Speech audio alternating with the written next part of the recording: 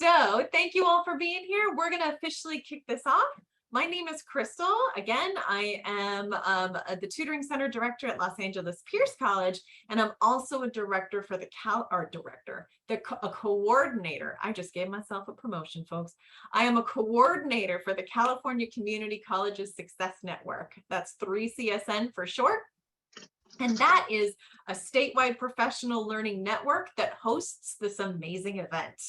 So this event, it happens every Friday at 3 o'clock. We go from 3 to 4 o'clock to highlight a different college's amazing experience, a practice, a discussion, a conversation that's relevant to peer education.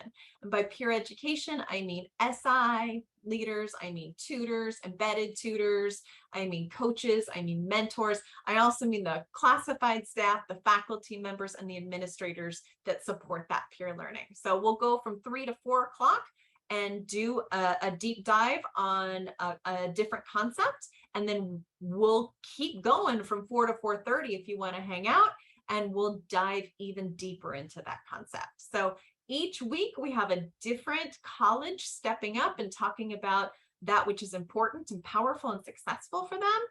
And this week we are so honored to have a returning champion, Chaffey College. It was just like my first deep inspiration for how we built Pierce College. So I'm so very happy to have y'all here. We have Megan Keebler, who's going to talk to us a little bit about how they do it in the SI Center over at Chaffey. So Megan, welcome back and take it away. Awesome. Hello, everybody. Thank you so much for being here today on a Friday in the afternoon. That's a big commitment, so I really appreciate it. Thank you, Crystal, so much. So yeah, my name is Megan Keebler, and I'm the director of the SI program at Chaffey College. And so what I wanted to talk a little bit today is about the dangers of nope, it's not toxicity. It's not, it's toxic positivity. See, Fridays, they'll get you every time. So this is actually a topic that I covered with my SI leaders this semester that they really seem to enjoy it. It's sort of an interesting message coming from me. Those of you who know me know I am all about the touchy-feelies. I'm all about the hippy-dippies. I'm all about the affective domain. I'm all about how emotions contribute to learning. But I do think that sometimes we're bombarded a lot with sort of directives disguised as positivity that kind of ask us to push down any emotion that isn't seen as sort of positive. And so this semester has all been about me trying to find a balance of that. Like, how do I keep things positive without sort of getting into that toxic territory? So that's what we're going to talk a little bit about today. So I'm going to attempt to share my screen. This in slideshow mode. Not that I ever have presenters notes, so you're not like, there's nowhere for you to peek behind because there's no behind. It's just what's here. Okay, so let me turn this guy off. So just a little bit about the outcomes that we're hoping to achieve today. So we're gonna emerge from today's conversation understanding the purposes of both positive and negative emotions. So recognizing that positive and negative emotions both have their place. We want to really look at the importance of negative emotions and kind of examine why we feel that negative emotions, other than the name, right? Negative tells us right there, you shouldn't feel those things, right? But we're going to talk about the importance of negative emotions. We're going to talk a little bit about positivity versus toxic positivity, because the message for today is not, no, you should never be positive. No, you should never find the lesson in bad things. No, you should never look on the bright side. It's just, how do we make sure that that positivity isn't veering over into toxicity? And then we're going to have a little bit of a practice taking some sort of typical positive messages that we can kind of see are a little bit toxic, kind of figure out how we might make those a little bit more supportive and positive in a more meaningful way, right? So as Crystal mentioned, for the first hour, we're just going to kind of talk about toxic positivity. I'm going to tell you right now, I'm going to say posit toxicity no fewer than 19 times this afternoon. I'm just going to warn you. As I was typing it, it did it in my head. So I'm sorry. Toxic positivity. And then if you want to hang out for the last half hour, we'll just have kind of a discussion. I can talk to you a little bit about how I've used this with my leaders in my trainings and how you might be able to take it back to your colleges. And there might be links for materials in the chat. For the most part, that's just going to be like the survey at the end. So here's just a few tips on how to participate. So if you would like to raise your hand, if you look under your reactions button, you're going to see, and I love to see reactions. So use your thumbs up, your claps, your thumbs down, your hearts, your party, whatever, poppers, whatever. It's great to kind of get that engagement. And so you also can use the chat. I will not be monitoring the chat, mainly because I recognize my limitations with multitasking. So if I don't want to get distracted by the chat, but if you do have a question in the chat or a thought, please feel free to put that in there, because our wonderful folks here helping me out today are going to kind of help remind me if anything's going on in there. So just a few community agreements or norms for us to kind of create an environment where we all can kind of learn safely and productively today. So we're going to talk about emotions and how they can help or harm us. We're not going to like get into anything super vulnerable for you, but I always tell my SI leaders, share to your comfort level. So, we're going to be talking about feelings, but again, not anything too personal. Give yourself permission to explore new tools and ideas. I do things one way. This is kind of how I approach this topic. It might not work for you for various reasons, but we just ask that you kind of let yourself go, okay, I'm going to try that on and be like, what if that was true, right? And just kind of explore it. And if it doesn't work for you, you can modify it or dismiss it as necessary. As I said, please interact. Presenting on Zoom, even though we've been doing it for years and years now, it can be a little bit lonely as a presenter. And so please feel free to interact. Confusion is great. Confusion is welcome. Mistakes are a part of learning. I try as much as possible to sort of define terms and make sure that I'm not talking about something that only applies to myself or to my college. But if for some reason I'm saying something that's confusing, please ask for clarification. I'm happy to provide that. And then, of course, let's just be kind to each other. So let's be supportive of one another and each other's ideas, just because we want this to be a really positive learning experience, so we can kind of close out our week on a high note before we go off and greet the weekend. Okay. So the first thing that I want to kind of talk about is, and this is an idea that a psychologist named Paul Ekman kind of pioneered. Now, when we talk about feeling families, there are a lot of different sort of models for this, right? So some people say there's 8, some people say there's 6, some people say there's 5. But the idea here is that the majority of the emotions that we feel can be grouped within these families, right? And so some of the arguments over nuance in terms of like what term do we use are really just about kind of what goes where. For the purposes of our discussion today, we're just going to kind of talk about these 6. So we've got happiness, sadness, fear, disgust, anger, and surprise. So just kind of taking a look at this and thinking, okay, so you're saying that all of my emotions kind of fit into these categories, and these categories kind of sum up my experience as a human being, as a feeling human being in the world. What do we notice? And if you want to go ahead and raise your hand, and then Lindsay, can you sort of let me know whose hand are raised? Let's just kind of have a little bit of a discussion. Like, what do you notice about this? Do you agree with this? Does this seem complete? Does this seem incomplete? I see Liz has raised their hand. Excellent, Liz. Hi. I will confess that I've done other more deeper research on this before, but one thing that I think is important to note is that there are a lot of things that we think are feelings that don't fit in here, that are really more thoughts, or maybe our inner critic, or something else besides what this is. It's hard to identify feelings as feelings. Like some people will say, I feel like that's not true. That's not a feeling, right? So I think it's a new thing for folks to really get it down to just these 6. Absolutely. Thank you so much, Liz. And yeah, and there's also, I even read, the difference between feelings versus emotions versus, right? So yeah, I think there's a lot to kind of to continue to mine there, and kind of thinking about how we categorize the way that we sort of feel about the world, right? Thank you so much. We also I have see Yazdan. Thank you. I have done this and I have found something very interesting. This is icebreaker from my point of view that I have gone through this for many, many courses. I think the most interesting thing, we should add something, I'm hungry, because most of the students, they wanted that. Yeah.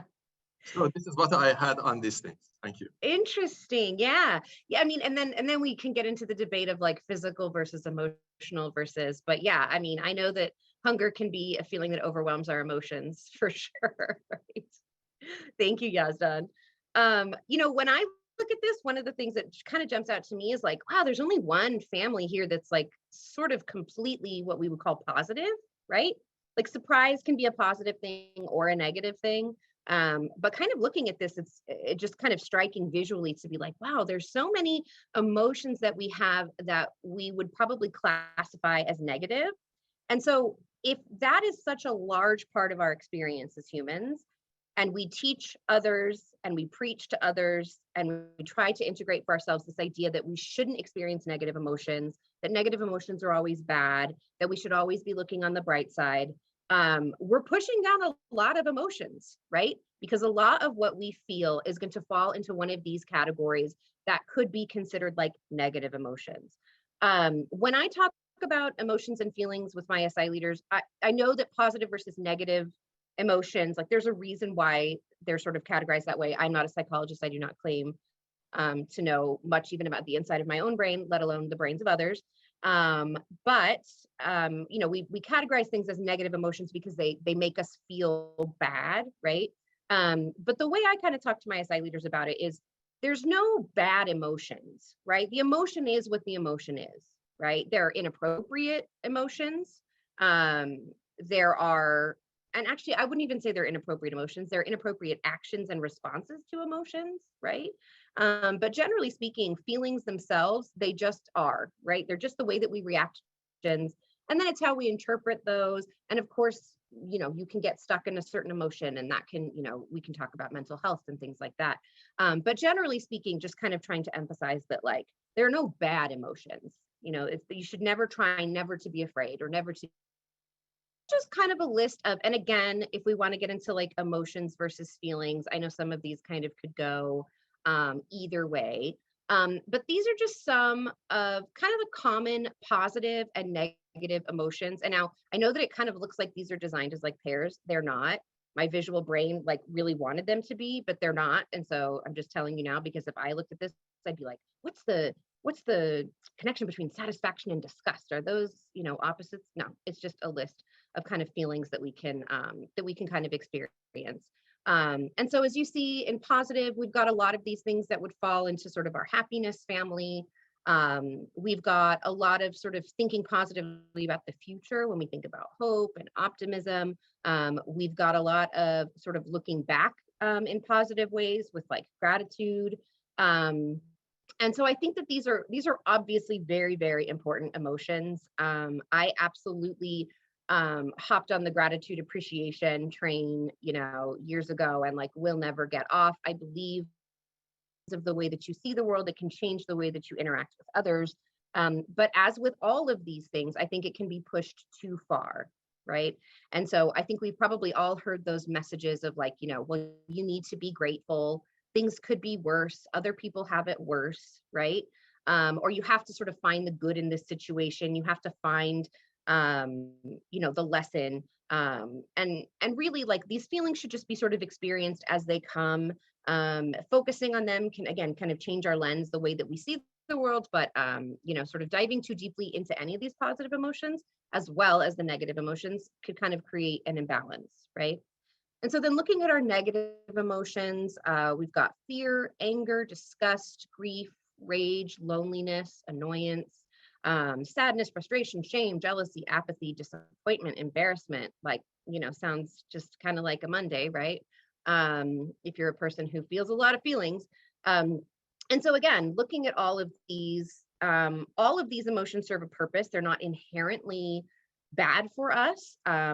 They are just sort of the way that we respond to stimulus around us. And so we're going to talk a little bit about kind of the messages that negative feelings can sort of teach us, the messages they can give us and the lessons they can teach us. But I also just wanted to have a little bit of a discussion about, before we even get into that, just kind of looking at this, what are the benefits of some of these negative emotions? So like if we look at grief, for example, grief, sadness over a loss, that feels really bad, right? It can be really traumatic and overwhelming when we lose someone or something, right? Because grief can also be the loss of a friendship, or the loss of a job, or the loss of a part of yourself that you don't connect to anymore.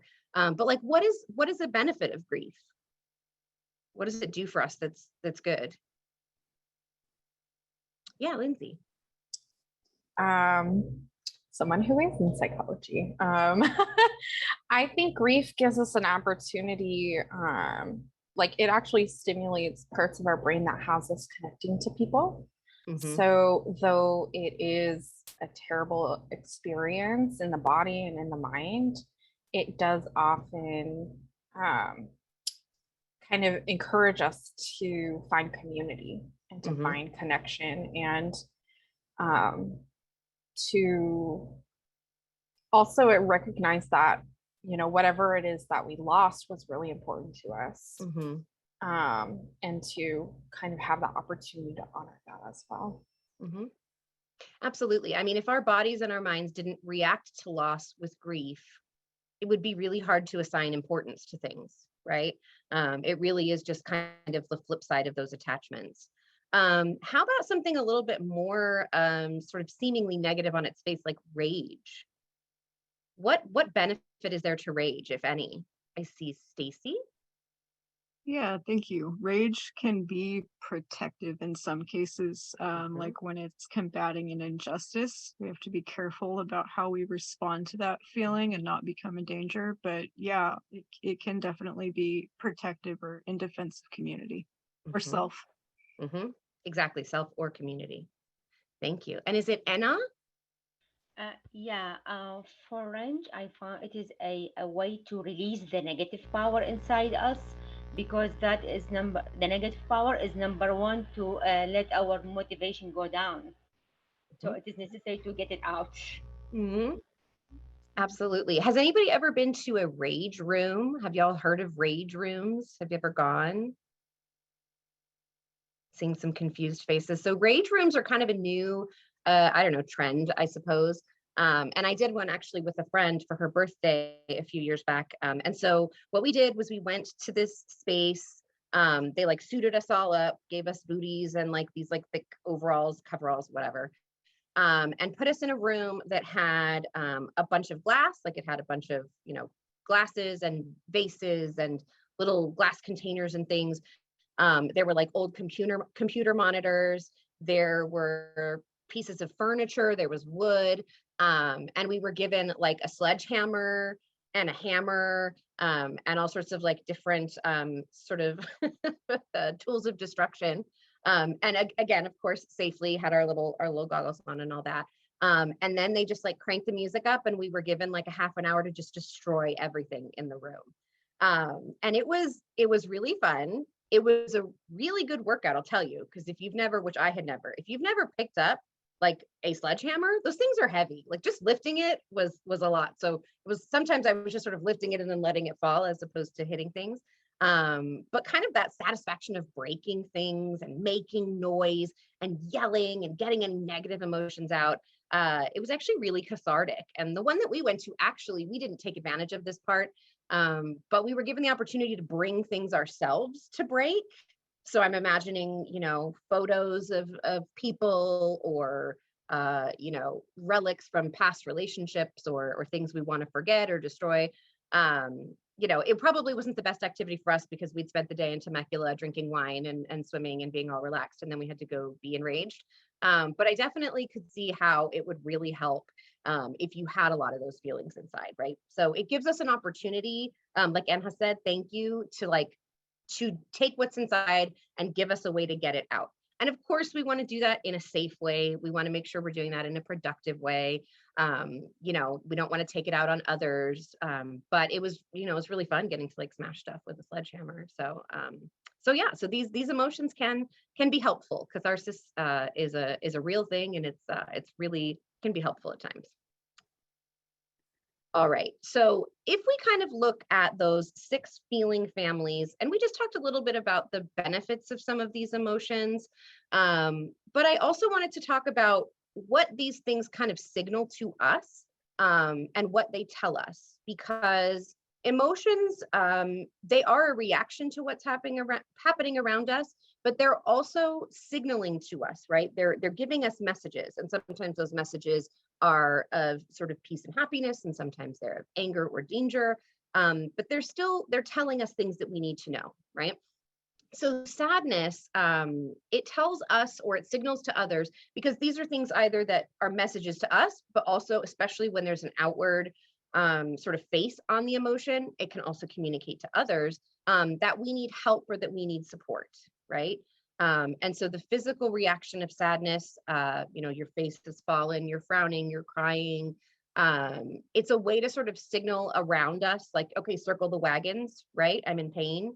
And I think it also touches a little bit on what Lindsay was saying about grief, right? Where, sadness, it's not always the result of a loss, but it can be. And it just helps us to kind of recognize and signal to us what is important and reinforce that for us, right? So happiness, I mean, the message that it sends to us, I think, is, you're safe, everything's good, right? You can kind of let your guard down.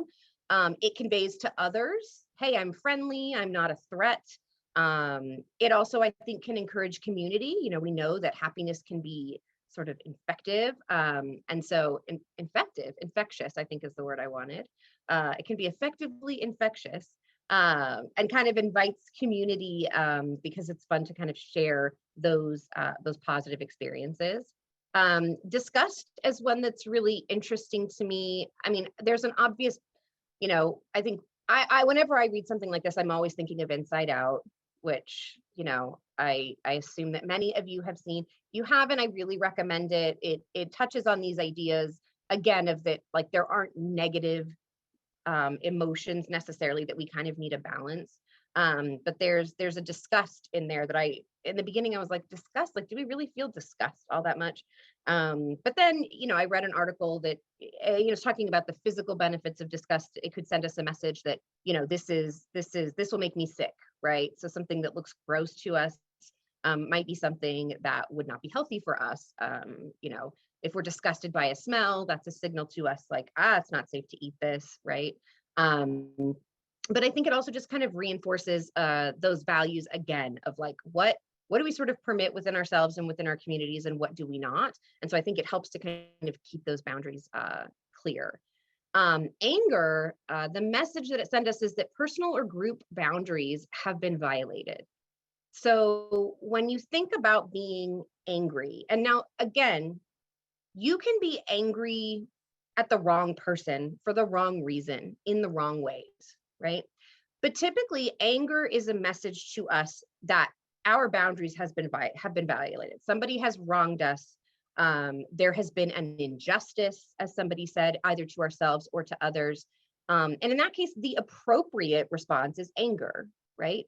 When our boundaries are violated, we need to react strongly. We need to feel that anger to help us to reinforce our boundaries and to keep ourselves safe physically as well as mentally, right? Fear, it's about danger, right? It tells us that there's a danger to ourselves, to the people we love, to our community. Surprise is another one that I was really interested in. And the way that I sort of read it as being described is like, it's a momentary emotion, right? So in the moment, and you can be surprised in a positive or negative way, but that sort of like shock that happens to you, it immediately focuses you so that you can kind of like take in what's around you and quickly decide, like, is this a threat or is this not, right? Should I move to fear? Should I move to happiness? So all of these feelings have things to tell us about ourselves and about others and about our role in the world. And so we want to make sure that we're honoring all of those feelings. When we are working with students, I think that there is an instinct that we have to sort of make everything better for them, right? We want them to see the lesson behind things that have happened. We want them to see the positive. We want to counteract their bad feelings with good feelings, because, you know, this is a serving profession at the base of it, right? Like, we are all here to serve students and to help them and to support them. And it's very easy for that to sort of tip over into not only taking too much of their emotions on as our own, but into the desire to make everything better for them, right? If you are sad, I don't want you to be sad. If you're angry, I don't want you to be angry. If you're afraid, I don't want you to be afraid. And so kind of understanding that these feelings can help us, they can have benefits, they can tell us things. It helps, you know, for me, if somebody is sad and I immediately want to jump in and kind of comfort them, it helps me to remind myself, like, okay, this is something that they really need to be feeling right now. And it can be really invalidating, right? Like, it's not helpful. I mean, we've all heard, how helpful is it when somebody tells you to calm down? Does it? It always has the desired effect, right? Like, no, it's going to ramp everything up, right? Or, you know, don't be sad. I have a 15-year-old daughter, and so she's got just so many feelings for such a small body. And sometimes they just spill out, and my instinct is always to be, you know, don't be sad. I don't want you to be sad. And then I have to remind myself, well, sadness is an appropriate response to this, right? And it might make me uncomfortable, as might anger, as might disgust, as might the outward appearance of fear. But it's not my role to sort of tell somebody else how to project their emotions. Obviously, if somebody is acting out in a violent way, in an abusive way, that is an uncrossable boundary, right? But allowing and encouraging our students and our peer educators to kind of feel their feelings, right, I think is very important. One of the exercises, the activities that we really like to do in training and that RSI leaders like to do with their students is an activity called What Am I Bringing With Me Today? And this is kind of attached to that idea of like baggage, where people will say things like, leave your baggage at the door, right? Whenever, if you're going into, oftentimes it's school, or it could be if you're going into, you know, a gym or, you know, a job or something, they say, you know, don't carry that stuff with you, leave that at the door. You're here sort of to be here. That doesn't work, right? It just doesn't, right? If your cat died last night, you're not going to leave that at the door and just sort of walk in and forget about it because somebody tells you to, right? And so one of the activities that we really like to do around expressing and honoring our own feelings, and then sort of honoring and supporting the feelings of others, is we will do this activity called, you know, what am I bringing with me today? And so we will sit down with those that we're going to engage with for the day. So if it's an SI session, it might be a small group of students. If I'm doing an SI training for a bigger group, it might be their small group where they're going to be having their discussions for the day. And we kind of give everybody an opportunity to share, like, what am I bringing with me today? And again, that doesn't have to be just negative, right? Oftentimes I'm bringing something positive. Oh, I got accepted to you know, the place I applied to transfer, or I got a really good grade on my chem test last night, or I don't know, I stayed up late watching the premiere of my favorite show and I'm really excited, right? Those emotions are going to come in with us, right? And sometimes it's not so good. Sometimes it's, I stayed up late for another reason and now I'm exhausted and tired, or I'm struggling with this class, or I'm struggling with my time management, or I got in a fight with my mom, or what have you. And so we give our leaders and our students an opportunity to kind of share those feelings, but then also to do something with them, to say, what can you as my group for the day, as my community for the day, do to help support me in what I'm bringing with me? And so oftentimes, if it's like, I'm just really, really tired today, it's like, you know, I might not be super communicative today. So if people ask, if I'm asked for, our group needs a share out, maybe can somebody else take that for the day, because I'm just feeling really, really tired. And I know I usually talk a lot, but I'm just not feeling it today. This might be a personal example, right? Or just, you know, just knowing that you're there to support me. And it creates sort of a shared language. My SI leaders will often come to me before a training and let me know kind of if they're bringing something with them that might disrupt their learning environment for the day. So they'll come to me and say, hey, I'm expecting a really important phone call. So, you know, if it comes, like, do you mind if I step out? And sharing that with me, and also giving me the opportunity to support them, creates a much better learning environment. Because if somebody's phone goes off in the middle of training and they stand up and walk out, my instinct, as much as I might try to repress it, is going to be sort of to be annoyed. Like, what are you doing, right? But by kind of inviting them to share what's going on with them and what I can do to support them, it helps me to honor their feelings, to recognize that they're people. People don't stop being people when they walk into a school. They don't just become students and teachers and what have you, and SI leaders and tutors, right? They still have those feelings with them. And the feedback that I've gotten from my SI leaders about that activity and about students too, is that a lot of times when you address it, when you surface it, and when you ask for help, it is then a lot easier to sort of refocus. Because you're not spending all of your energy trying to push it down, right? Like, don't think of pink elephants. You just thought of a pink elephant probably, because when you're told not to do something, not to focus on something, that's kind of where your brain goes. And so by kind of releasing it and allowing those feelings to surface and sharing them with the group, oftentimes we can kind of move forward in a more productive way. So any thoughts about feelings as messengers, or about kind of activities that allow us to surface our emotions? Any thoughts or questions or feedback about that? Yes, Anna. It is really not easy to tell someone to stop feeling that way. But sometimes I find that it is a way that doing, for example, our best to move them from the frustration to the motivation. Yes. Whenever any kind of feeling they have, it's a kind of frustration. Just trying the best to move them to a motivation to start again. Otherwise, it is really hard to stop them, quit any feeling. It's not easy. Absolutely, because you can get mired in this, right? You can get stuck in a loop of frustration or of anger or of sadness. And that's why we always try, when we do sort of surface these things in a group, to immediately move into that next step of like, okay, so what can we do, right? Do you just need me to validate you and just hear you and be here for you so that you can move on? Or do you need something specific from me? Do you need me to help you take notes today? Or do you need to be, like I said, the speaker for the group today? Because when you're just kind of stuck in those emotions and you don't know what to do with them, yeah, it can be really hard to be productive and move forward. And so I like that idea of not skipping things, not pushing things away, but helping move, right? Helping that progression. You're not saying, don't feel that way. You're saying, I see you, I hear you, I honor your feelings. And now what can we do to help you in handling those feelings, right? Thank you. How about Liz? Hi, I just realized I had not muted myself, so I hope I wasn't making any noise. I didn't hear anything. I think it's also helpful to remember that someone who looks angry or looks sad might not be actually feeling anger or sadness. It could be something else.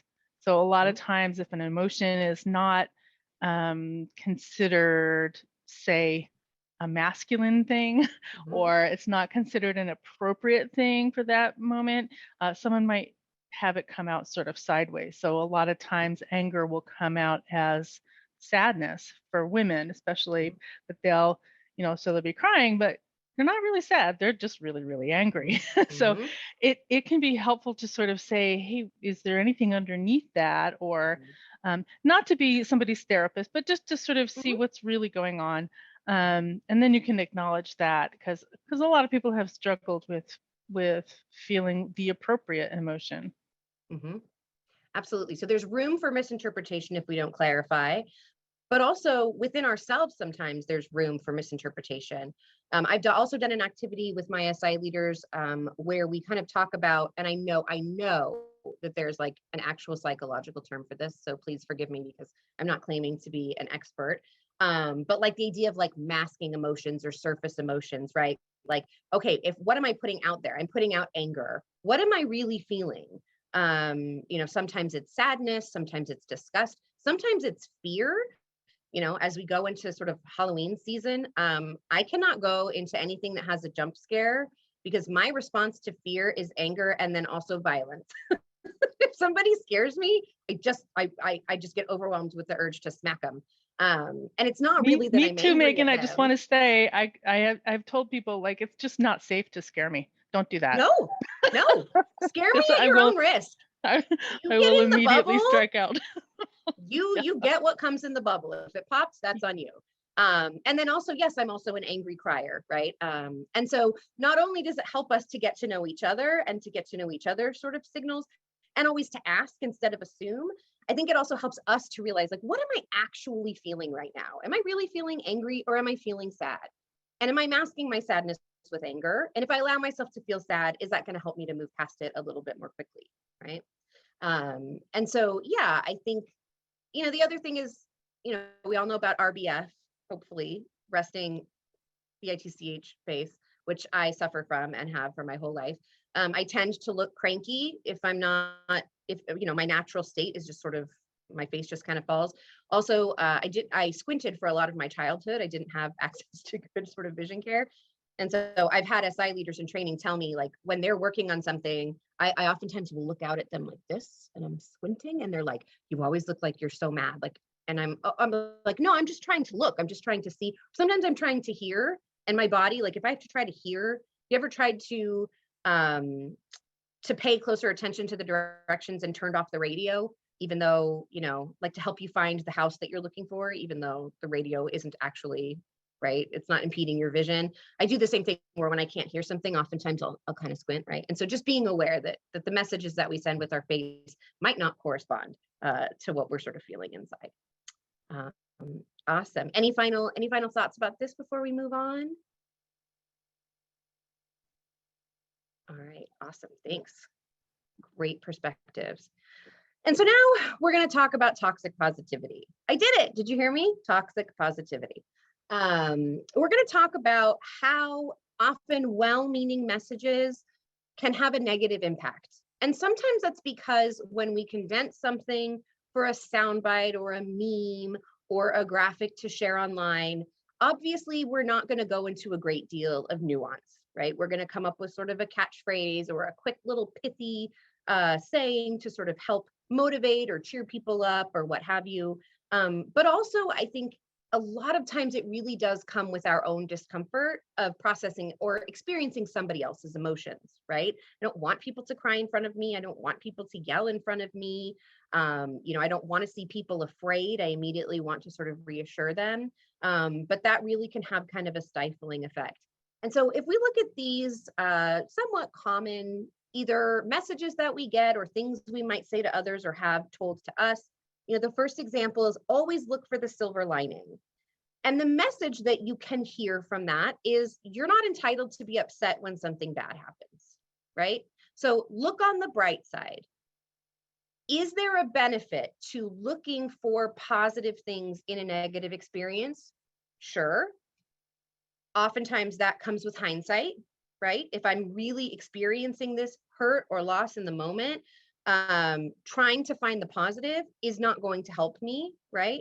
Especially if I'm looking just for commiseration. I'm just looking for somebody to kind of say, yeah, that really sucks, right? What are some of the other dangers of saying, like, always look on the bright side? Are there any other negative messages we could hear from that? All right, well, I saw a name and then I saw two participants. So let's go with Blanca and then Liz. I would say it can be pretty invalidating if you automatically want to move on to pointing out the bright side. Absolutely. Because it's kind of like saying it's not that bad, right? I'm sure there's a message in here somewhere. And, bad experiences don't exist to teach us lessons. I think that we can take lessons from them, but sometimes bad things just happen and they're bad and they hurt us, right? And in retrospect, we can look back with hindsight and see, what did this teach me? I'm a big advocate of, like, what did this teach me? But this idea, and I think this also goes hand in hand with everything happens for a reason, can be so invalidating. And also I think comes from a place of real privilege. Because if you haven't experienced something as devastating as, losing your home to a natural disaster or something like that, to say, well, there's a lesson here, or there's a reason this happened, sometimes bad things just happen. And when you tell somebody you should be looking on the bright side, it also sort of teaches them, what you're feeling right now is wrong, right? The fact that you're so upset is wrong. You're approaching this wrong, when really sometimes we just need to experience and process those feelings, right? All right, Liz, thank you. Anyone else who wants to raise their hand and not listen to me talk all day is fine with me. I appreciate it, Liz. I think there's also an equity piece here, because you have people who by definition sort of have bad things happening to them a lot more often than they are happening to others. And I'm glad you mentioned privilege. And if you negate their experience, then you're no longer a safe person to share that information with, and they're not going to trust you, and they're not going to come back for the tutoring or whatever else that you're trying to provide. Absolutely. That makes me think of one of the expressions and the messages, and there are whole books written about this and Instagram influencers talking about this, and it just fills me with rage. This I could take with me to a rage room and I could really go to town on some old computer monitors, is we all have the same 24 hours, right? That's a really common expression when people are trying to be motivating or they're trying to teach you how to be successful. You know, we all have access to the same 24 hours. No, we do not. We all have access to the same number of hours in the day, but the way that we're able to use them is very different, right? So you might have 24 hours in a day and you can drive yourself right to school, park right outside your building and go to class and be home within 15 minutes, right? So that class is only going to take you the 2 hours plus maybe a half-hour travel time. If I'm taking 4 buses to get to school, then that 2 hours gets stretched into 6 hours, right? If I'm working, then I don't have the same number of free hours in my day to study as someone who is not.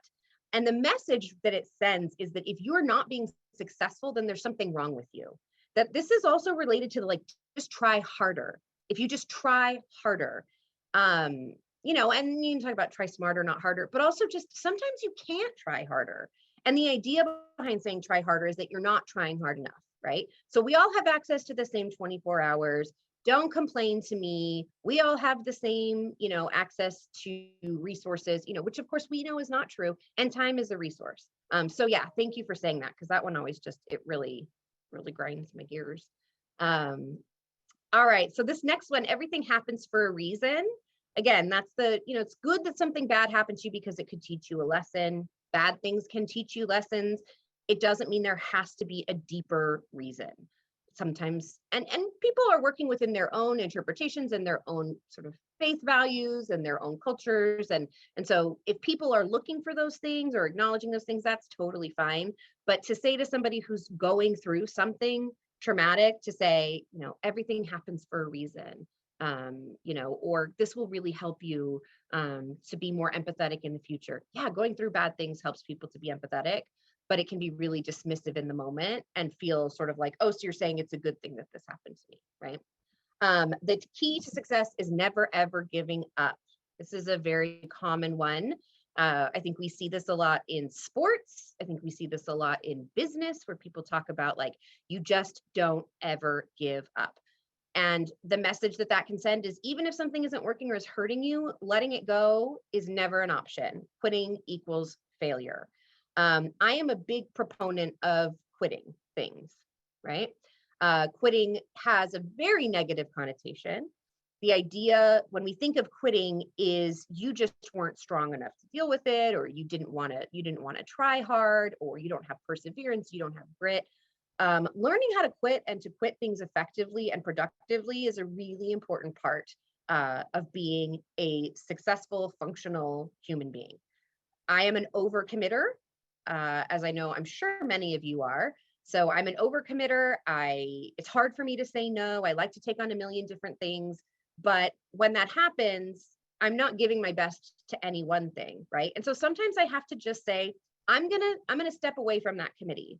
I'm gonna quit that sport. It's just not working for me, right? Because continuing to do the same thing over and over again, even if it's not serving you, is not a healthy thing to encourage. And then it also makes it feel like if you ever step back from anything, you are a failure. Is dropping a class in the middle of the semester ideal? No, but for some students, it is the right option. And for some students, it's the only option, right? And so kind of that mentality of like, you never ever quit, you never ever give up. Sometimes some things are worth giving up. Sometimes some things are worth letting go, right? And then of course, there's the suffering Olympics. Remember that others have it worse than you do. which is sort of telling you not only are your feelings invalid, you shouldn't be this upset, but even, you know, it always makes me feel selfish, right? Like, oh, you're right. There are other people who have it worse. You know, pain and trauma are not a competition. There's always somebody who has it worse than you. It doesn't invalidate your experiences and your feelings. And so that sort of is not a helpful reminder in the moment, right? So now I just wanted to talk about a few of these quotes. So I fell down an internet rabbit hole when I first did this activity with my leaders, and I got lost in, just weighted down in sort of motivational quotes and positive thinking. I spent a lot of time reading excerpts from The Secret. Do not recommend.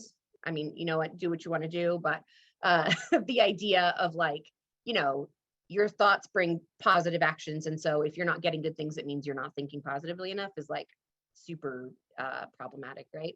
But so these are just some quotes I found, or little images or things that we might see floating around online. So believe in yourself and you will be unstoppable. What's the problem with that? What's the potential problem with that? Lindsay. Yeah, I'll pop on for this one. I mean, I believe in myself all the time, or most times, but there are systemic barriers I can't change, right? So it kind of doesn't really acknowledge the power and privilege component that keeps kind of reappearing in the conversation we're having around that, and all of the environmental issues that come up for students. And sometimes telling students, oh, believe in yourself, you know, and you can do it. That's one, implying that they don't already believe in themselves. And two, that's a privilege for some people. You know, some folks have been in an education system that has disenfranchised them for 18 plus years, you know? And so it's very hard to say, just have some more self-efficacy, like just add a little something, you know, when they haven't been modeled what that looks like, when they haven't had folks who have encouraged them. It's really challenging. Yeah, thank you. Yeah, it's ineffective at best and harmful at worst, right? To say, just believe in yourself. Because, and again, what sometimes we find empowering, or we think is empowering, to say, you have control over your fate. You have control over your life. All you have to do is believe in yourself. That feels really empowering. But the flip side of that is, then if you're not successful or good things don't happen to you, it's your fault because the power is yours, right? And we know that that's just not true. We know that there, like you said, there are systemic barriers, there are environmental barriers. Sometimes bad things just happen. And believing in yourself, while it is definitely something that I encourage in my SI leaders and students, I share with them how much I believe in them, how much I believe they can succeed. This message of, like, all you have to do is believe in yourself can be harmful, right? So there's a quote here: the way to happiness is to keep your heart free from hate, your mind free from worry, live simply, expect little, give much, scatter sunshine, forget self, think of others, try this for a week and you'll be surprised. I think there's a loveliness to this idea of looking out for the needs of others and trying to focus on the positive. But again, the overall message is, you know, keep your heart free from hate, your mind free from worry. Somebody could tell me how to keep my mind free from worry, I would give them all the money I have and my firstborn child, who happens to be my only child, because you can't just say, keep your mind free from worry. And if bad things are happening to you, you should be worrying. That's the appropriate response, right? Your attitude determines your happiness, not your circumstances. Woof. Circumstances oftentimes determine your attitude. Circumstances determine what happens in your life. And so this is just another form of that: believe in yourself and everything will be fine, right? Replace every negative thought with a positive one. Again, that's not how thoughts work. It can be invalidating to the negative thought, but also it's this idea that there's always going to be some sort of balance, that for every bad there is a good, for every good there is a bad. And I think, you know, that can be true sometimes, but it's not always true. And so telling somebody, like, think happy thoughts when you're feeling low, you can suggest it, and that can be a positive coping skill, but when you're sort of imposing that on somebody, not so good, right? And then finally, Of course, we've got the coffee mug and the hazy country background, which is the best part of this one. People with purpose, goals, and vision have no time for drama. They invest their energy and creativity and focus on living a positive life. Drama doesn't always come from within, right? It's the idea of if things are wrong in your life, if you're upset about things, if things are tumultuous around you, that's because you're investing your energy in that. You know, people have no time for drama. Guess what? Drama doesn't care if you have time for it or not, right? Something bad happens, it happens, and you just kind of have to deal with it. And so I really invite you, the closing of the activity that I did with my leaders was that they took one of these quotes and then created a more realistic motivational quote. They had a lot of fun with it because they got to use like these fun, you know, backgrounds. And so there were lots of fields of flowers and lots of cups of coffee and lots of, you know, sandy beaches and oceans in the background, where they would take these things and sort of like make them realistic, right? Like believing in yourself can help you to be successful, but sometimes barriers come up that you can't help, right? And so it did create a lot of really fun artifacts too, just to sort of have these beautiful sort of flowing memes with these much more realistic messages. So that was really fun. And so finally, just a couple of examples here before we close up, and we will have time for discussion for that final half hour. But if we could just take a couple of these examples. So these are the examples of messages that are well-meaning, but maybe can be taken the wrong way. So if we try to sort of shift our focus, like instead of saying always look for the silver lining or always look on the bright side, what could we say that is more supportive and more realistic? Does anybody have an example for that? You know, I keep thinking of things and then saying, nah, that's not right either. But it's hard. There's no perfect, especially if it has to be pithy, right? So if you could write a paragraph, it would be a lot easier than coming up with like a motivational phrase. But yes. I mean, I think that you can say something like, you know, well, what is working here instead of maybe what's not working? What could we improve upon? Or, you know, what could we take away from this? Not to say what's our lesson, but you know, how can we move forward with this? Absolutely. Thank you so much. Preston. Yeah, I think the problem with each of these is the use of the universal. Always look for a silver lining. Everything happens for a reason. Never give up. If you replace that word with something not so universal, you're going to be in a better position, I think. Absolutely. Yeah. Sometimes things happen for a reason. Sometimes the key to success is never giving up, or the key to success is only sometimes giving up, right? Ari. Yeah, I think kind of similar to what someone else was saying earlier. I think like instead of saying always look for the silver lining, maybe something like, what part of this can we control right now? You know, the rest of it sucks. And I agree with you. And I can mourn with you. But what part of this can we control and do something about? Yeah. Yeah. I love that. That's actually empowering, right? That's actually reminding people of the power that they have and how they can use it. So that's what a lot of these expressions are going for and not achieving. So I love that. What can you control right now? And this isn't necessarily a counterpart to always look for the silver lining, but one thing, you know, when my SI leaders come to me and they're letting me know about something bad that's happening, you know, obviously I sit with them, I help them process, I help if I can. And then I just try to say, what are you doing to take care of yourself right now? What is one thing you can do to take care of yourself right now? Not what is one thing you can do to make this better, or to make this go away, but just to say, what is one thing that you can do today to take care of yourself? And that might be taking a bath, that might be taking a walk, it might be taking a breath if that's all they have time to do.